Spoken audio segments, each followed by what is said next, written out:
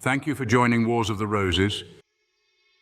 And this is Jermyn, Henry from the Encyclopedia of Freemasonry by Albert G. Mackey. Jermyn, Henry.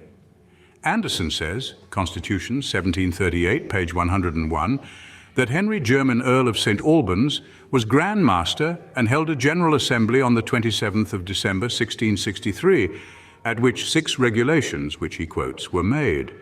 Roberts, in his edition of the old constitutions printed in 1722, the earliest printed Masonic book that we have, refers also to this General Assembly, the date of which he, however, makes the 8th of December.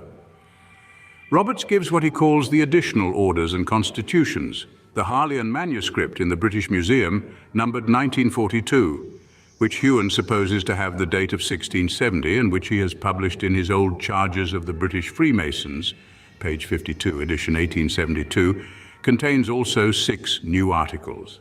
The articles in Roberts's and the Harleian manuscript are identical, but the wording is slightly altered by Anderson after his usual fashion. Of these new articles, one of the most important is that which prescribes that the Society of Freemasons shall thereafter be governed by a master and wardens. Brumhewen thinks that there is no evidence of the statement that a General Assembly was held in 1663, but it would seem that the concurring testimony of Roberts in 1722 and of Anderson in 1738, with the significant fact that the charges are found in a manuscript written 7 years after, gives some plausibility to the statement that a General Assembly was held at that time.